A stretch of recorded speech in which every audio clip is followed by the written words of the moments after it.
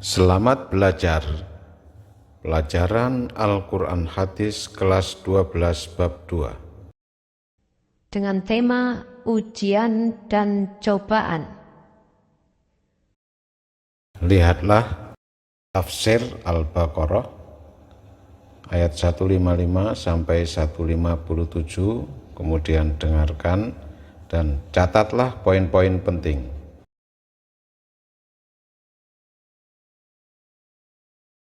وَلَنَبْلُوَنَّكُمْ بِشَيْءٍ. Dan pastilah kami benar-benar akan menguji kamu dengan sesuatu. Di sini ada lam dan lam taukid dan nun taukid yang masuk pada fi'il mudhari' yang menunjukkan pemukuhan yang double.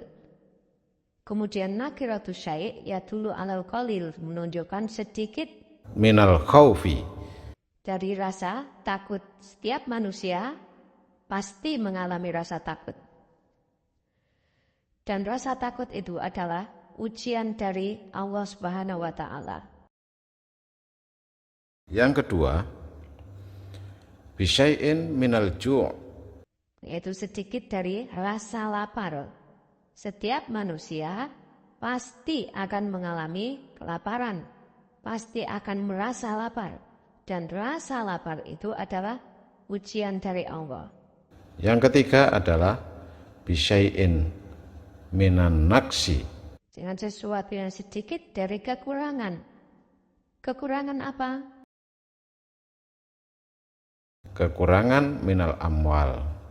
Hartanya berkurang. Mungkin hartanya hilang atau rusak karena kecelakaan dan lain-lain.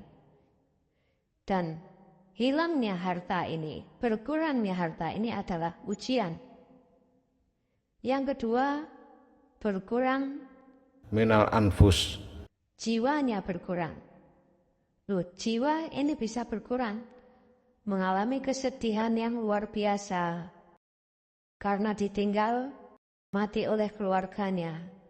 dan yang ketiga adalah naksin minat samarot, Berkurangnya hasil-hasil atau buah-buahan. Di sini sudah berusaha maksimal, akan tetapi hasilnya tidak ada. Sudah menanam, sudah menyiram, tapi hasilnya tidak ada. Tapi jangan khawatir karena semua itu Allah membebankan kepada Nabi Muhammad untuk memberitakan. wabasyiris sabirin. Berilah berita gembira kepada orang-orang yang sabar. Nah, orang-orang yang sabar itu orang yang bagaimana? Alladzina idza asabatuhum musibatun qalu inna lillahi wa inna ilaihi raji'un. Orang-orang yang ketika ketimpa musibah mereka akan mengatakan sesungguhnya bagi Allah dan sesungguhnya semuanya kembali kepada Allah. Menganggap bahwa musibah itu adalah berasal dari Allah. Dan kalau sudah sabar menganggap semua musibah dari Allah, Ulaika alaihim mereka itu akan mendapatkan, sholawatun min rabbihim, yaitu mendapatkan doa dari Allah, mendapatkan harapan baik dari Allah. Dan yang kedua, dia mendapatkan warahmah, kasih sayang dari Allah. Selain mendapatkan harapan yang baik dari Allah, juga mendapatkan kasih sayang dari Allah. Yang ketiga adalah wa ulaika humul muhtadun. Mereka itulah orang-orang yang mendapatkan petunjuk. Petunjuk yang dimaksud di sini adalah hidayah dari Allah. Orang-orang yang bersabar akan mendapatkan hadiah dari Allah berupa petunjuk. Marilah kita menyimak penafsiran tentang perbedaan antara ujian dan cobaan yang disampaikan oleh Kiai Haji Zainuddin MZ, Khalid Basalamah LC MA, Adi Hidayat LC, dan Profesor Dr. Quraish Shihab dalam kitab Tafsir Al-Misbah. Musibah itu kan kalau menimpa orang baik-baik namanya ujian. Kalau menimpa orang setengah baik itu paru-paru yang bikin malaikat bingung. Sholat rajin, maksiat tekun, baca Quran mau, fitnah orang hobi, ngaji nyolong jalan terus. Orang separuh-separuh seperti itu kalau dapat musibah itu namanya teguran, bukan ujian. Kenapa ditegur? Lalai. Nah, kalau orang jahat dapat musibah itu namanya persekot, uang muka tanda jadi. Kontannya nanti di akhirat. Kalau diuji bukan saja harus sabar tapi harus lulus. Kalau ditegur introspeksi, perbaiki yang kurang, kurangi yang memang berlebihan. Bertali-tali, bersambung-sambung musibah ini, dan musibah kalau datang tidak pernah memilih, tidak pernah memilih. Kalau dia yakin dia tidak melakukan kesalahan selama ini, dia tidak pernah menggibah orang selama hidupnya, tiba-tiba digibah, itu ujian dari Allah Subhanahu wa Ta'ala. Dia baik-baik saja, tidak pernah zalimi orang, menikah tapi belum bisa punya anak, ujian dari Allah Subhanahu wa Ta'ala. Allah akan melihat apakah dia mau mendekatkan diri dengan Allah enggak dengan kejadian tersebut. Karena semua ujian ini kalau datang tujuannya agar Allah menarik orang ini mau kembali kepada Allah Subhanahu wa Ta'ala. Tujuannya itu supaya kita lebih dekat dengan Allah, lebih ngerengek ya. Tapi kalau cobaan datang itu, cobaan sifatnya memang ada penyebab, ada pemicu sebelumnya. Kita memang pernah menggibah orang lain, sekarang kita digibah. Itu cobaan. Jadi kan? Jadi memang berbeda di sini. Cobaan itu artinya pembersihan dari dosa-dosa yang pernah terjadi. Kalau ujian memang datangnya tidak ada hubungannya sama kita. Termasuk dalam ujian misalnya kerabat meninggal, gitu kan? Kerabat meninggal, kita memang tidak programin sebelumnya, ya memang meninggal begitu. Seperti itulah. Setiap orang hidup itu pasti punya masalah. Hanya orang yang sudah tidak hidup yang tidak punya masalah. Ingat itu. Ingat itu ya. Karena rumus Qurannya begitu. Quran surah kedua ayat 155. Walanabluwannakum bisyai. Setiap orang hidup, sepanjang hidup kata Allah itu pasti akan diuji dengan aneka persoalan yang dengan masalah itu bukan ingin menjadikan kehidupan kita bermasalah, bukan, tapi supaya meningkat kualitas hidupnya. Jadi hidup persamaannya berbanding lurus dengan masalah. Artinya orang yang tidak ingin punya masalah tidak ingin hidup. Wa yarzuqhu min haitsu la yahtasib. Jadi ketika duka ada sabar, ketika suka ada syukur. Jadi semua sama. Makanya komen Nabi pada saat itu dan di like oleh sahabat, di-share ke kita sampai sekarang. Ajaban li amril mu'min. Orang beriman itu kalau benar imannya itu mengagumkan karakternya. Ajaban li amril mu'min, mengagumkan orang beriman itu. Ajaban li amril mu'min, mengagumkan urusan orang mukmin. Hal yang terjadi bagi orang mukmin ini sangat mengagumkan, sangat mengherankan. Rasulullah sendiri heran melihat urusan orang mukmin. Kenapa demikian? Inna amrahu kullahu khairun. Sesungguhnya urusan orang mukmin seluruhnya itu mengandung nilai-nilai kebaikan, baik susah maupun senang, mengandung nilai kebaikan. Walaisa dzaka li ahadin illa lil mu'min. Dan itu tidak terjadi kecuali bagi orang-orang mukmin. In asobat usarra syakara. Orang mukmin itu jika tertimpa atau mengalami hal-hal yang menyenangkan, mendapatkan rizki, mendapatkan anak, mendapatkan kebahagiaan, kemudian bersyukur, maka fakana khairon lahu, maka itu adalah kebaikan bagi orang mukmin. Kesenangan jika disyukuri maka mengandung kebaikan, mengandung pahala bagi orang mukmin yang bisa mengantarkan menuju surga. Wa in asobat dorro sabaro.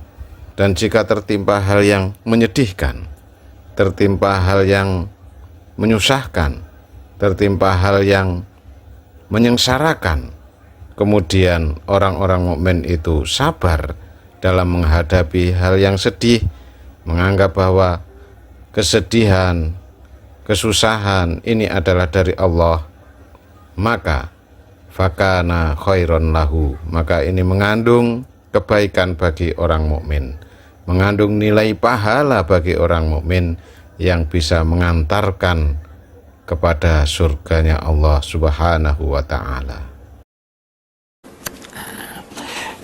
Bukan hanya kematian yang pasti kamu alami, ada hal lain yang pasti kamu alami. Di sini dikatakan walanabluwannakum bisyai'in minal khaufi wal ju'i wa naqsim minal amwali wal anfusi was samarat wa basyiris sabirin. Sungguh saya bersumpah, kami bersumpah, firman Allah, kamu pasti kami uji. Pasti kami uji. Apa itu bentuk ujiannya? Dengan sedikit dari rasa takut. Takut gempa enggak? Takut ya. Ujian. Atau kekurangan harta, atau kematian, pasti kami uji. Tetapi ujian itu bisyai, hanya sedikit. Kamu punya kemampuan untuk menampung ujian itu, karena dia cuma sedikit. Karena itu siapkan dirimu, mentalmu untuk, karena tidak ada orang dalam hidup ini yang tidak diuji. Nah, saya ingin beralih sedikit. Dalam masyarakat kita ini kan orang sering berkata banyak musibah ya. Adalah gempa, adalah banjir, adalah tsunami. Satu hal yang kita perlu ingat, bahwa Al-Quran menggunakan beberapa istilah untuk apa yang kita namai dalam bahasa Indonesia bencana. Iya. Ada bala. Iya. Ya, bahasa Indonesia juga bala. Bala. Ada musibah. Iya. Ya. Masuk bahasa Indonesia juga. Ada lagi dalam bahasa Al-Quran fitnah. Masuk bahasa Indonesia tapi maknanya berbeda. Iya, artinya. Fitnah itu ujian juga. Tetapi kita mau lihat segala hal yang berkaitan dengan bencana ini itu tidak ada yang menyenangkan. Ya kan? Tidak ada yang menyenangkan. Hanya saja kalau kita namai itu bala, maka itu datangnya dari Tuhan, Anda tidak punya keterlibatan di sana. Baik. Tetapi kalau musibah itu bima kasabat aidikum, disebabkan karena kamu. Iya. Jadi beda kan? Iya. Ada bala, ujian, boleh jadi kita tidak salah. Allah Subhanahu wa ta'ala menciptakan hidup ini untuk bala. Tabarakalladzi biyadihil mulku wa huwa ala kulli syai'in qadir, alladzi khalaqal mauta wal hayata liyabluwakum. Dia menciptakan hidup, mati dan hidup untuk menguji kamu. Ujian bala ini ada yang kelihatannya menyenangkan, ada yang menyusahkan kalau bala. Iya. Orang dikasih kekayaan itu bala. Menyenangkan. Menyenangkan. Orang dikasih penyakit bala. Iya, menyedihkan, susah. Yang mana lebih susah memikulnya sebagai ujian? Mungkin sama-sama susah. Lebih susah memikul ujian kekayaan, kesenangan. Karena apa? Orang yang senang, kaya sering lupa Tuhan. Yang sakit otomatis ingat Tuhan. Pasti ingat. Ya kan? Oke, itu bala. Iya, Ya kan? baik Pak Kuris. Jadi kita sudah belajar bahwa ternyata bencana ini pun ceritanya bisa berbeda-beda. Dan kita baru sampai di bala. Nanti kita akan pindah sampai ke musibah. Yang ternyata manusia ini punya campur tangan di sana ya. Nanti lebih jauhnya akan dijelaskan oleh Pak Kuris. Jangan kemana-mana, tetap di Tafsir Al-Misbah mengenal surah Al-Baqarah. Ya pemirsa, kembali lagi di Tafsir Al-Misbah mengenal surah Al-Baqarah bersama Bapak Quraisy Shihab. Tadi kita berhenti waktu Pak Quraisy menerangkan kepada kita mengenai bencana yang ternyata beda-beda Pak Quraisy ya. Dari bala, sudah dijelaskan bahwa datangnya dari Allah, kita barangkali tidak punya andil di sana ya Pak ya. Kita pindah ke musibah Pak, silakan. Musibah itu, Al-Quran banyak berbicara tentang musibah. Salah satu yang dikemukakannya adalah bahwa itu disebabkan ulah kamu. Tidak menimpa seseorang suatu musibah kecuali itu disebabkan karena ulah. Iya. Illa bima kasabat aydikum. Tetapi Allah juga menyatakan tidak ada musibah yang terjadi pada diri kamu, tidak juga di bumi ini kecuali seizin Allah. Ada sistem yang ditetapkan Allah. Nah, yang ketiga, istilah yang digunakannya fitnah. Fitnah. Fitnah itu bencana. Tetapi itu dinyatakannya wattaqu fitnatan la tusibanna alladziina zalamu minkum khassah. hati-hatilah terhadap jatuhnya bencana yang tidak hanya menimpa orang-orang yang bersalah berlaku aniaya di antara kamu. Jadi bisa fitnah itu mengenai orang yang tidak salah. Iya kan? Iya. Oke. Baik, kita menyimpang lagi sedikit. Kita di Indonesia ada apa nih yang di Indonesia? Tsunami itu kita dalam bahasa Indonesia namanya musibah, tapi belum tentu dalam bahasa Al-Quran itu musibah. Boleh jadi itu fitnah, bencana yang menimpa orang yang salah dan orang yang tidak salah. Boleh jadi juga itu bala yang memang diatur Tuhan dalam perjalanan bumi kita ini, yang sebenarnya merupakan ujian untuk melihat bagaimana sikap kita. Nah, salah satu sikap yang salah dalam hal adanya suatu bencana adalah menuduh orang bahwa dia penyebabnya. Baik. Nah, ini kita dalam masyarakat banyak kan begitu. Oh, ini gara-gara si Ani. Itu kita baca surat Yasin, di situ ada ayat yang menyatakan inna tatayyarna bikum la ilam tantahu lanarjumannakum wa la yamassannakum minna adzabun alim. Itu orang-orang kafir berkata, kami merasa sial karena kamu. Bencana yang kami terima ini karena kamu. Kalau kamu tidak keluar, kamu tidak berhenti, kamu tidak pergi dari tempat kami usir kamu. Itu Al-Quran memerintahkan untuk menjawab ta'irukum ma'akum. Kesialan yang kamu limpahkan kepada saya itu disebabkan oleh kamu, bukan saya. Nah, ini jadi yang ingin saya katakan, kalau kita merujuk kepada Al-Quran, kita harus introspeksi. Ini bala, ini musibah, ini fitnah. Tapi jangan menuduh, menyatakan ini gara-gara itu. Iya. Ya, Pak? Oke, kita kembali ke ayat kita. Musibah itu apapun yang tidak menyenangkan Anda. Walaupun lampu padam, itu bisa jadi musibah. Iya. Karena tidak menyenangkan ya. Nah, Al-Quran di sini menyatakan wabashshirus sabirin, gembirakanlah orang-orang yang sabar yang idza asabathum musibah qalu inna lillahi wa inna ilaihi raji'un. Kalau mereka ditimpa oleh musibah, mereka berucap inna lillahi wa inna ilaihi. Nah, kita mau pelajari ini inna lillahi wa inna ilaihi raji'un. Yang pertama, di sini dia nyatakan inna, sesungguhnya kami. Kenapa dia berkata kami, bukan aku? Karena apabila Anda ditimpa satu bencana, itu bukan Anda orang pertama, bukan juga Anda orang terakhir. Kita semua bisa ditimpa bencana, ya kan? Jadi kami. Yang kedua, seorang harus sadar saat dia ditimpa bencana bahwa semakin banyak yang ditimpa bencana, semakin ringan dipikul bencana itu. Semakin banyak orang bergembira, semakin besar kegembiraan. Ya. Semakin banyak orang ditimpa musibah, kita bagi-bagi. Oh, itu juga dia kena, itu juga dia kena, itu juga dia kena. Ringan kan? Iya. Nah, itu satu tuh. Jadi jangan pernah berkata bahwa saya orang pertama. Jangan anggap Anda orang terakhir. Inna lillah.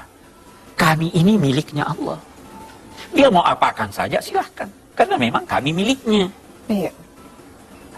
Nah, tetapi kami akan kembali kepada Allah.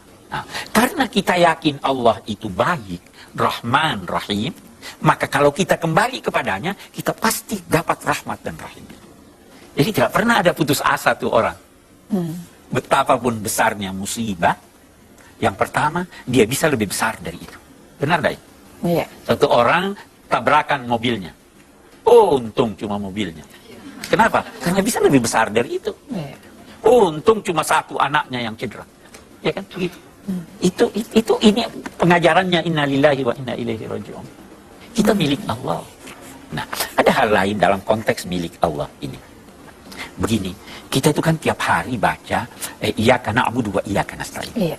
Salah satu makna na'budu, kami menjadi alatnya Tuhan. Nah, kita beri contoh. Kalau ada satu orang tidak salah, kena bencana, dia harus sadar dia dijadikan alatnya Tuhan. Kira-kira kalau satu orang saya jadikan alat untuk mencapai tujuan saya beri dia ganjaran atau tidak? Gitu. Saya angkat si A jadi sekretaris Anda, saya jadikan alat untuk menjawab surat-surat saya, mengurus saya pasti beri. Kalau Anda dijadikan alat oleh Tuhan, kira-kira Tuhan tidak beri ganjaran Anda? Pasti diberikan. Milik Anda, miliknya Tuhan. Itu yang diajarkan. Inna lillahi wa inna ilaihi raji'un. Nah, di situ nanti ada perbedaan antara orang mukhlis dan mukhlas. Ada dalam Al-Quran, al-mukhlasin, orang-orang yang dipilih Allah. Dipilih. Ini saya jadikan alat saya. Saya jadikan dia, jangan saya tunjuk kemari, saya jadikan si A itu kena bencana. Untuk saya jadikan dia sebagai contoh, biar orang lain ingat. Alat kan dia? Iya. Dia tidak salah, tidak apa-apa. Saya berikan karena hidup ini jangan anggap hanya di dunia. Orang yang mati masih hidup. Iya. Oke, kita lanjutkan ayat kita. Ulaika alaihim salawatum mir rabbihim wa rahmah wa ulaika humul muhtadun. Mereka itulah yang memperoleh salawat. Apa itu salawat? Salawat itu salawat. Ya. Jamak salat. Salat itu mempunyai 3 makna. Kalau dari Allah, salat itu artinya rahmat. Kalau dari malaikat, salat itu artinya istighfar. Kalau dari sesama manusia, salat itu artinya doa. Jadi kalau salawatum mir rabbihim, aneka rahmat dari Allah. Kalau kita berkata Allahumma innallaha wa malaikatahu yusalluna 'alan nabi, Allah bersalawat pada nabi mencurahkan rahmat. Malaikat bersalawat memohonkan ampun. Kita juga bersalawat. Oke. Ulaika alaihim salawatum mir rabbihim wa rahmah.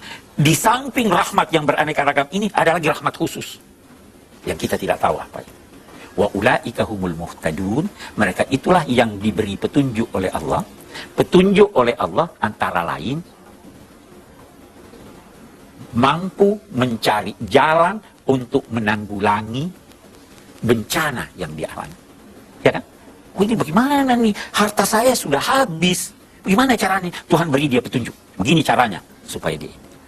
Itu sebabnya setiap kesulitan pasti di tengah kesulitan itu ada peluang, ada kemudahan. Nah, saya kira kita kalau sebagai bangsa ini itu tadi jangan deh menuduh siapa-siapa yang ini. Cari introspeksi aja. Boleh jadi kita, boleh jadi orang lain. Bersabarlah, tabahlah menghadapi segalanya.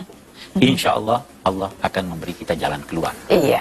Wah, jelas sekali penjelasan kita ini, penjelasannya Pak Quraisy tadi, tapi barangkali tetap saja Pak, dari sekian penjelasan tersebut, ada terselip barangkali yang ingin ditanyakan oleh panelis kita, juga ibu-ibu di sini. Tapi sebelum ibu-ibu siap dengan pertanyaannya, kita akan break sebentar dan kita akan kembali lagi masih dalam Tafsir Al-Misbah mengenal surah Al-Baqarah. Pemirsa, kembali di Tafsir Al-Misbah mengenal surah Al-Baqarah yang tadi kita mulai dari ayat 153 dan ternyata penjelasan Pak Quraisy ini menimbulkan banyak sekali pertanyaan termasuk dari saya nih Pak Quraisy ya. Tapi sebelum saya bertanya, harusnya saya ke panelis dulu. Silakan Pak Firdaus, sudah siap? Silakan Pak. Terima kasih Pak Quraisy, saya ingin mendalami ayat 155 dari surah Al-Baqarah ini. Ayat ini menegaskan bahwa ujian itu sebuah keniscayaan dan ada beberapa bentuk ujian yang dikemukakan dalam ayat ini. Ayat sebelumnya menjelaskan bahwa sholat, kemudian pada ayat sesudahnya 156 disebutkan juga bahwa mengucapkan dan memahami kalimat inna lillahi wa inna ilaihi raji'un adalah cara untuk bisa sabar menghadapi ujian. Secara realitas kita temukan orang sudah sholat, orang sudah mampu mengucapkan inna lillahi wa inna ilaihi raji'un ketika menghadapi sesuatu yang tidak enak, ujian dan sebagainya. Ini ketidaksabaran orang ini kira-kira ada sebab lain tidak Pak? Kalau kita ikuti ayat 157, apakah mungkin itu juga karena persoalan hidayah dari Allah? Yang bersangkutan misalnya tidak mendapat hidayah dari Allah sehingga tidak mampu menghadapi ujian dan musibah dengan bersikap sabar seperti yang diinginkan dalam ayat 155 itu. Iya. Terima kasih. Baik, yang pertama dulu, saya ragukan dia belum sholat. Saya ragukan dia hanya berucap. Salat dia hanya berdiri, rukuk, sujud, dia tidak menghayati substansi salat. Betul? Yang pertama. Yang kedua, kita tidak bisa mengelak dari ucapan bahwa semua adalah berkat hidayat Allah. Tetapi hidayat Allah itu diperoleh seseorang kalau dia mau memperolehnya. Hidayat Allah ada 2 macam, ada informasi, ada kemampuan melaksanakan informasi itu. Semua diberi informasi oleh Allah. Semua sudah tahu kan sholat subuh itu sebelum terbit matahari. Ya. Tapi tidak semua. Nah, Al-Quran menyatakan fa'amma thamuda fahadainahu. Suku Samud itu kami sudah beri dia hidayat, kami sudah beri dia informasi. Tapi fastahabbul ama 'alal huda. Mereka lebih senang buta daripada melek. Ya kan? Nah, jadi jangan berkata belum dapat hidayat. Selama Anda mau, pasti ada jalan. Persis seperti suatu orang yang mau ke airport jam 4 subuh, pasti dia bangun jam 3, selama dia mau. Iya. Nah, oke, terima kasih. Iya, jelas ya berarti ya. Ya, sekarang saya pindah ke Mbak Nur, silakan Mbak. Ya, bismillahirrahmanirrahim. Terima kasih Mbak Lula. Mungkin yang ingin saya tanyakan antara korelasi ya antara musibah dengan sabar itu, bagi saya dengan teman saya mungkin kadar musibah itu kan tingkatannya berbeda-beda gitu ya. Bisa jadi salah satu itu lebih berat daripada yang lain. Nah, untuk sabar itu sendiri sebetulnya ada nggak tingkatan-tingkatannya gitu di dalam Al-Quran? Terus kita ini bisa tahu sampai di mana ya batas kesabaran saya gitu kan. Sering sekali terdengar ungkapan sabar itu nggak ada batasnya gitu. Itu kaitannya gimana? Iya, silakan Pak. Benar, sabar tidak ada batasnya. Tetapi bentuk kesabaran untuk sesuatu bisa ada batasnya. Saya pernah jelaskan di sini, ada orang maki saya sekali, saya tidak jawab, saya sabar. Dia maki kedua kalinya, saya masih tahan untuk tidak membalas. Dia maki saya untuk ketiga kalinya, habis sabar saya untuk tidak membalas. Saya mulai tahap berikutnya, saya tegur dia dengan keras. Tapi waktu saya tegur dengan keras, saya juga menggunakan sabar, jangan dulu tampar dia.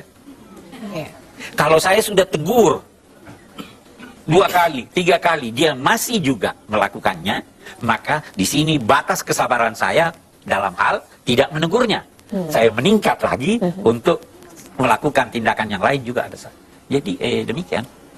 Jadi tingkatan Kalau sabar. di Al-Quran sendiri ada ya tingkatan-tingkatan sabar? Tidak ada penjelasan tentang tingkatan-tingkatan itu. Tetapi Al-Quran menganjurkan agar supaya setiap akan marah, tahan dulu amarah. Tujuannya menahan amarah agar supaya berpikir, yang pertama, sudah tepat sasarannya atau tidak. Kalau sudah tepat sasarannya, sudah tepat waktunya atau tidak. Kalau sudah tepat sasaran dan waktunya, berapa kadarnya kemarahan. Ya kan? Nah, itu yang diterangkan di dalam Al-Quran. Oke, baik ya Mbak ya. Saya pindah ke panel terakhir, silakan Mas. Dalam ayat-ayat Al-Quran terkadang seringkali identifikasi orang-orang yang berbuat baik dengan berbagai macam konteksnya itu bermacam-macam. Seperti dalam ayat 157 ini itu disebutkan ulaika alaihim shalawatu min rabbihim wa rahmah. Terus dalam ayat yang lain sebagai contoh dalam surah Al-Anfal disebutkan lahum maghfiratu wa rizqun karim. Kira-kira kapan identifikasi ini atau penggunaan maghfirah, ridwan dan shalawatun dan rahmat ini digunakan dalam Al-Quran? Itu sesuai dengan konteks uraian. Kalau terkesan ada kesalahan atau kekurangan, maka di situ dinyatakan mereka itu yang dapat pengampunan. Kalau terkesan uraiannya dalam konteks menjelaskan ganjaran yang diperoleh oleh sesuatu, maka di situ dia sebut rahmat. Ya toh? Kalau jadi tergantung dari konteks. Jadi kita tidak bisa berkata bahwa ini di sini begini, ini di sana begini. Masing-masing dilihat dari konteksnya. Ya, Iya. okay. Jadi artinya tergantung konteks ceritanya keseluruhan ya Pak Koes ya. keseluruhan, Ibu pasti mau bertanyakan ibu-ibu, kita mesti sabar dulu sebentar ya Ibu ya. Kita akan kembali lagi masih dalam tafsir Al-Misbah mengenal surah Al-Baqarah. Di tafsir Al-Misbah mengenal surah Al-Baqarah bersama Bapak Quraisy Shihab ini akan kita lanjutkan segmen tanya jawab kita langsung kepada ibu-ibu ini yang sudah siap dengan pertanyaan. Silakan Ibu. Terima kasih Pak Quraisy. Bagaimana kiat kita agar senantiasa dapat bersabar di saat awal benturan sebuah cobaan? Apakah sabar itu? Bagaimana kiat kita agar sewaktu mendapat musibah bisa sabar? Itu tadi Ibu yang pertama, yakinlah bahwa musibah itu sebenarnya bisa terjadi lebih besar dari itu. Sehingga kita mengingat nikmat Allah yang lain sebenarnya bisa lebih besar. Yang kedua, ingatlah bahwa setiap musibah yang dihadapi dengan kesabaran pasti ganjarannya besar. Yang ketiga, ingatlah bahwa orang yang lebih hebat dari saya yang mengalami musibah ini pernah mengalami musibah lebih besar dari itu. Iya. Dan dia berhasil mengatasinya. Yang keempat, yang paling penting, sebenarnya musibah itu baru kita namai bencana yang tidak dapat ditanggulangi apabila dia berkaitan dengan agama kita. Kalau Anda dapat bencana menyangkut agama Anda, itu. Tapi selain dari itu, mudah. Selama kita ingat, ini kan orang kan biasa lupa nih. Saya kira itu kiatnya, Bu. Iya, karena mungkin perbandingannya bukan musibah yang lebih besar, tapi musibah yang lebih kecil yang diterima oleh orang lain. Baik, ada lagi yang lain Ibu? Silakan. Bismillahirrahmanirrahim. Jika ujian dari Allah adalah merupakan satu keniscayaan, juga kebersamaan Allah bersama orang-orang yang sabar juga sesuatu yang pasti ya Pak. Maka pada kondisi sabar seperti apa, Allah akan tetap bersama orang-orang yang sabar. Terima kasih. Assalamualaikum. Yang pertama dulu saya ingin katakan begini. Bala suatu keniscayaan. Jangan pernah menganggap bahwa kalau bala itu berupa kenikmatan, itu tanda Allah mencintai Anda. Jangan juga pernah beranggapan kalau bala itu menyusahkan Anda, itu tanda Allah benci Anda.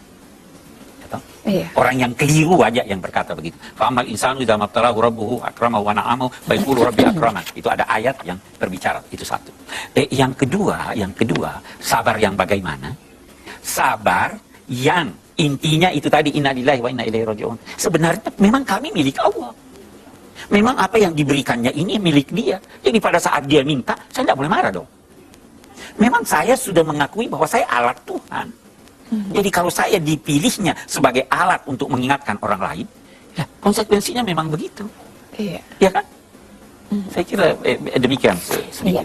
Pak Quraisy, sayang waktu kita tidak terlalu lama lagi ya Pak Quraisy ya, walaupun kita belajar banyak hari ini, mungkin juga yang banyak kita ingin tanyakan adalah waktu kemudian bala atau ujian itu bisa berupa kenikmatan, apa kemudian kita jadi tidak mengerti? Jangan-jangan ini rahmat buat kita atau sebetulnya bala, atau semua yang nikmat kita harus berpikir dua kali, jangan-jangan itu ujian. Betul. Itu tadi yang saya katakan di ayat itu tadi. Jangan menduga kalau Anda mendapat kesenangan, itu tanda Tuhan cinta pada Anda. Karena boleh jadi kesenangan yang diberikannya pada Anda itu adalah cara Tuhan mengulur seseorang agar naik terus, itu namanya istidraj, kemudian dia dihampaskan. Ya kan? Satu lagi, ada perbedaan antara rahmat dengan nikmat. Terkadang kita dapat nikmat, tetapi dampaknya buruk. Ya kan? Iya. Oh, dapat nikmat, dapat mobil nih, dapat Iya.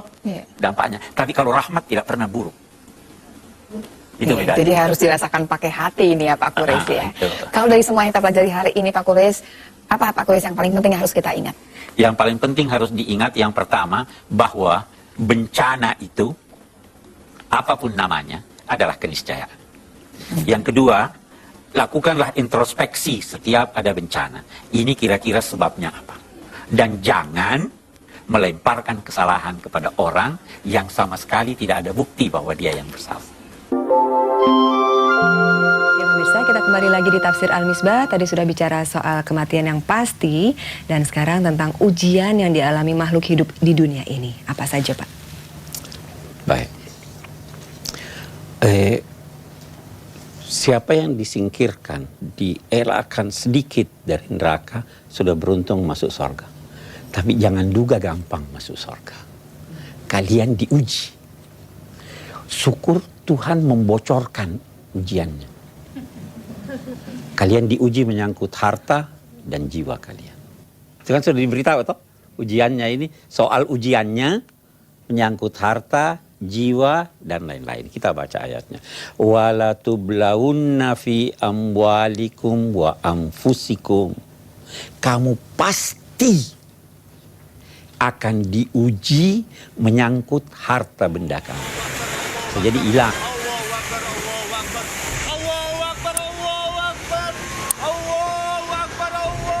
Dalam video amatir ini terekam kencangnya angin puting beliung yang melanda desa Puri Semanding, Jombang, Jawa Timur.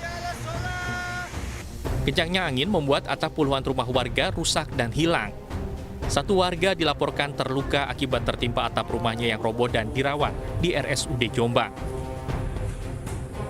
Beliung ya di atas itu, dari bawah ke atas berputar-putar terus, bawah itu asbes sama genteng-genteng itu.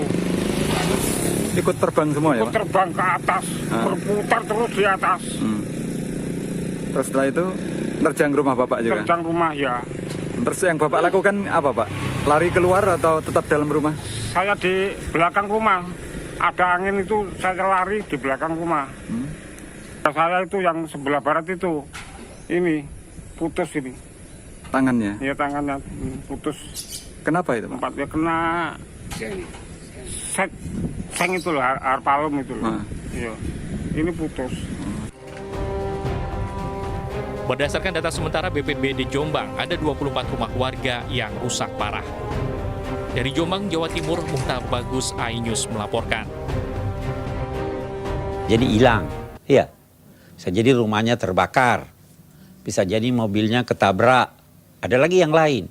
Diuji juga keluarkan zakat atau tidak. Itu ujian tuh. Mau bersedekah atau tidak, itu semua menyangkut harta, ujian. Wa anfusikum, jiwa kamu juga.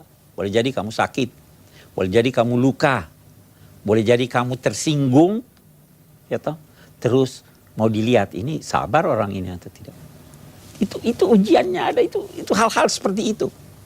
Jadi kalau orang sadar tentang ujian ini, dia udah siap. Oh, ini saya lagi diuji nih. Kata Nabi Sulaiman, hada min fadli rabbi liyabluwani.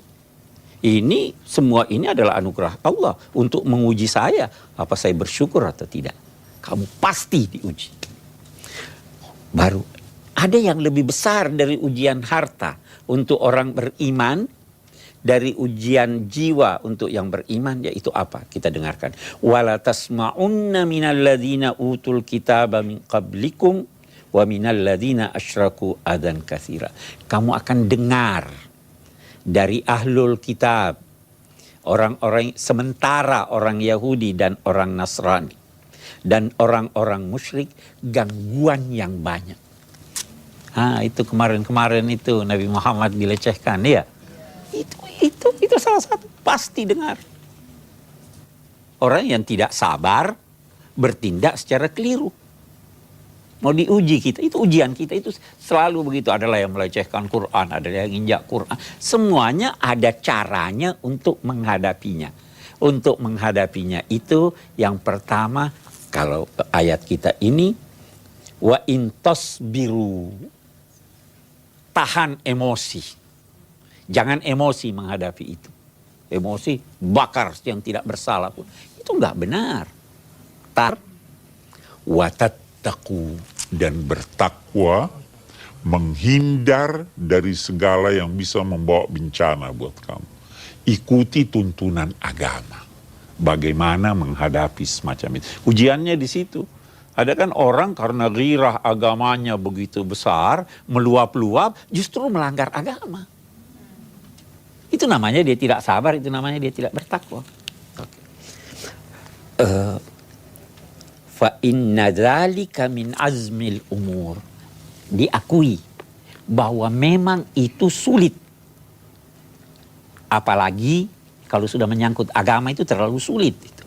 Karena agama itu berkaitan dengan hati, emosi. Gampang sekali, saya tidak tersinggung, kita tidak tersinggung kalau ada orang yang berkata pendapat Anda keliru. Tapi begitu ada yang berkata agama Anda keliru, tersinggung kan? Oh, itu luar biasa. Jadi ini adalah hal-hal yang perlu ditekadkan hati agar tidak melanggar. Fa inna dzalika min azmil umur. Bersabar dan bertakwa menghadapi gangguan ini memerlukan tekad yang kuat.